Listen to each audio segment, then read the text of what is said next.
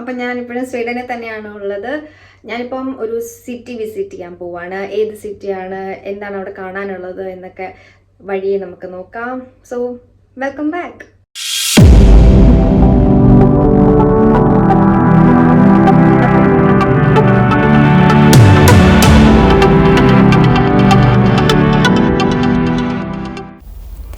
എന്തോ റാൻഡമായിട്ടുള്ളൊരു കോൺവെർസേഷൻ്റെ ഇടയ്ക്കാണ് ഞാൻ ഇതുവരെ EKയിൽ പോയിട്ടില്ല എന്നുള്ള കാര്യം പറഞ്ഞത്.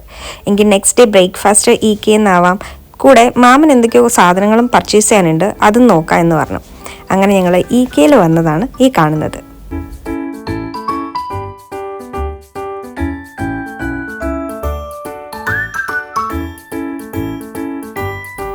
EKയിൽ നിന്ന് എന്തായാലും ട്രൈ ചെയ്യാൻ പറ്റിയ ഒരു ഡിഷാണ് മീറ്റ് ബോൾസ് എന്ന് ഞാൻ കേട്ടിട്ടുണ്ട്. അങ്ങനെ മീറ്റ് ബോൾസ് തന്നെയാണ് ഞാനും ഓർഡർ ചെയ്തത്. ഞങ്ങളിപ്പം EKയിൽ വന്ന ഫുഡൊക്കെ കഴിച്ചിട്ട് ഇങ്ങനെ ഫർണിച്ചറിൻ്റെ സ്ഥലത്ത് ഇങ്ങനെ തപ്പിക്കൊണ്ടിരിക്കുകയാണ്.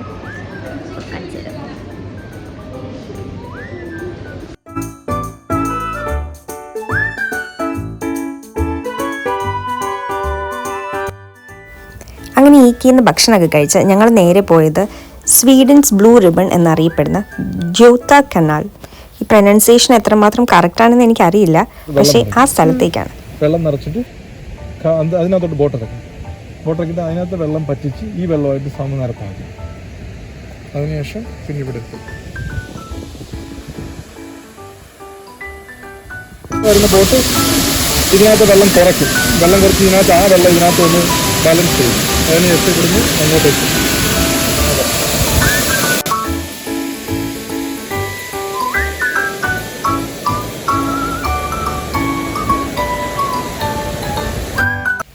പനാമ കനാലിൽ ഉപയോഗിക്കുന്ന സെയിം പ്രിൻസിപ്പിളാണ് ഇവിടെയും ബോട്ട് മൂവ് ചെയ്യാനായിട്ട് ഉപയോഗിക്കുന്നത്.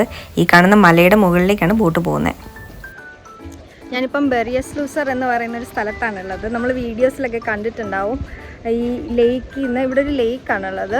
ഈ ലേക്കിൽ നിന്ന് മുകളിലേക്ക് ബോട്ട് കയറ്റാൻ വേണ്ടി സ്റ്റെപ്പായിട്ട് ഒരു സെറ്റപ്പാണുള്ളത്. അതിലിങ്ങനെ വെള്ളം കയറ്റുകയും കുറയ്ക്കുകയും ചെയ്തിട്ട് മുകളിലേക്ക് ബോട്ട് കയറ്റാൻ പറ്റും. അപ്പോൾ നമ്മളിപ്പോൾ ഇവിടെ വന്നിട്ട് ഇവിടെ ഫിഷ് ചെയ്യാൻ പോവുകയാണ്. എന്തെങ്കിലും കിട്ടുമോ നോക്കാം. കഴിഞ്ഞ വീഡിയോയിൽ ഞാൻ പറഞ്ഞ പോലെ ഞാൻ ഇത്തവണ ഫിഷ് ചെയ്യാൻ പഠിച്ചത് സ്വീഡനിൽ പോയി കഴിഞ്ഞിട്ടാണ്. അപ്പോൾ ആ ഫിഷിംഗ് സ്കിൽസൊക്കെ ഒന്ന് പോളിഷ് ചെയ്യുകയാണ് ഇവിടെ. ഒരുപാട് നേരം സ്പെൻഡ് ചെയ്തെങ്കിലും ഒരു മീനെയും ഞങ്ങൾക്ക് കിട്ടിയിട്ടുണ്ടായിരുന്നില്ല.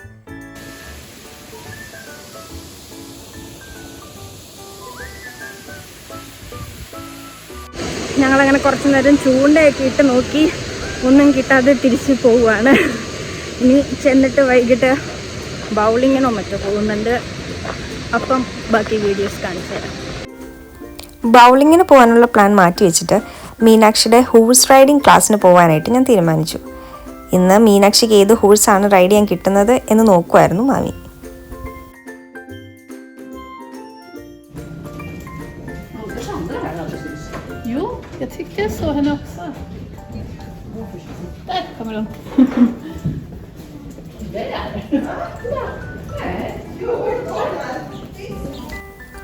ഞങ്ങൾ ആ ലിസ്റ്റൊക്കെ നോക്കിയിട്ട് വരുമ്പോഴത്തേക്കും മീനാക്ഷിയുടെ ഫേവറേറ്റ് ഹോഴ്സിനെ പെറ്റ് ചെയ്തുകൊണ്ടിരിക്കുകയായിരുന്നു. അതിന് കുറേ ക്യാൻഡീസൊക്കെ കൊടുത്തു.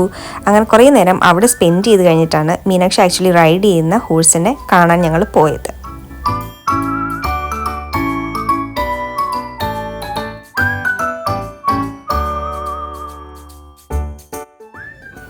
ഒരുപാട് കുട്ടികൾ ഇവിടെ ഹോഴ്സ് റൈഡിങ് പഠിക്കുന്നുണ്ട്. കൂടാതെ ഇവരെ ടേക്ക് കെയർ ചെയ്യാൻ വേണ്ടിയും വരാറുണ്ട്. അങ്ങനെ കുറച്ച് പിള്ളേർ അവരുടെ ഹോഴ്സിനെ ബ്രെയ്ഡ് ചെയ്ത് കൊടുക്കുന്നതാണ് കാണുന്നത്.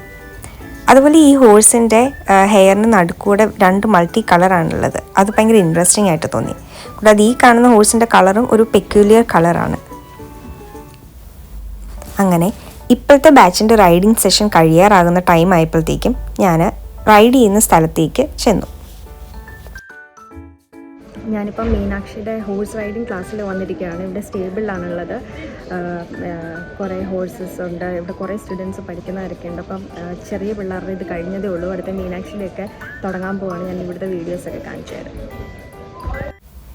ഇവിടെ ഈ ഹോഴ്സ് റൈഡിങ് സെഷന് കുട്ടികളുടെ ഒപ്പം ഒരു പേരൻറ്റും കൂടെ ഉണ്ടാവണം എന്നുള്ള നിർബന്ധമാണ്. കൂടാതെ ഈ ക്ലാസ് സ്റ്റാർട്ട് ചെയ്യുന്നതിന് മുന്നേ പേരൻസിനും ഇവർ ട്രെയിനിങ് നൽകുന്നതാണ്. അതായത് in the very initial stage.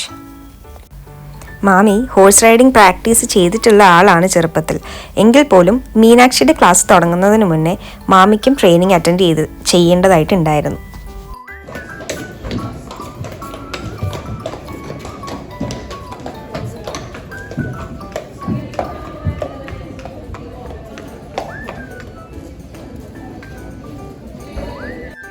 നമ്മളിപ്പോൾ സ്റ്റേബിളിൽ നിന്ന് വേറൊരു ഗ്രൗണ്ട് വരെ വന്നിരിക്കുകയാണ്. അവിടെ നിന്ന് ഇങ്ങോട്ട് വന്നപ്പോഴത്തേക്കും രസമായിരുന്നു. കുതിര ഓടാൻ പറയും ഇൻസ്ട്രക്ടർ, കൂടെ നമ്മൾ ഓടണം, എന്നിട്ട് ഇടയ്ക്ക് നടത്തും. അപ്പോൾ എനിക്കൊരു നല്ല വർക്കൗട്ടായിരുന്നു. അപ്പോൾ ഞങ്ങളിപ്പം വേറൊരു ഗ്രൗണ്ടിലെത്തിയിട്ട് ഇവിടെ അവർ റൈഡ് ചെയ്തുകൊണ്ടിരിക്കുകയാണ്. അപ്പം എന്നോട് അധികം വീഡിയോസ് എടുക്കരുതെന്ന് പറഞ്ഞു, ഫോൺ മാറ്റി വെക്കാൻ പറഞ്ഞു. അപ്പോൾ ഞാൻ അധികം വീഡിയോസ് അങ്ങനെ എടുക്കുന്നില്ല ഇവിടുത്തെ. മീനാക്ഷി നോർമലി ഉപയോഗിച്ചുകൊണ്ടിരുന്ന ഹോഴ്സ് കുറച്ചും കൂടെ വലിപ്പമുള്ള ഹോഴ്സായിരുന്നു. ഈ ഹോഴ്സ് ചെറുതാണ് എന്നുള്ള പരിഭവത്തിലായിരുന്നു ആള്. അങ്ങനെ ഞങ്ങൾ തിരിച്ചെത്തി. ഹോഴ്സിനെ ഇനി തിരിച്ച് അതിൻ്റെ ഷെഡിലേക്ക് കൊണ്ടുപോവാണ്. അവിടെ ചെന്ന് അതിനെ കുറച്ച് ക്ലീനൊക്കെ ആക്കി കുറച്ച് ക്യാൻഡീസൊക്കെ കൊടുത്ത് കുറച്ച് നേരം പെറ്റൊക്കെ ചെയ്തിട്ട് വേണം പോവാൻ.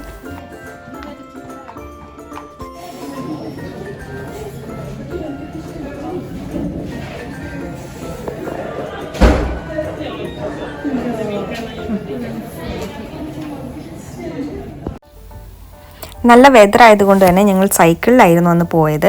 അങ്ങനെ ക്ലാസ് എല്ലാം കഴിഞ്ഞ് ഞങ്ങളിപ്പോൾ തിരിച്ച് വീട്ടിലേക്ക് പോയിക്കൊണ്ടിരിക്കുകയാണ്. So my final day in link shopping was spend well. And ഇനി നിങ്ങൾ കാണുന്നത് സ്റ്റോക്ക്ഹോം വീഡിയോ ആയിരിക്കും. So stay tuned.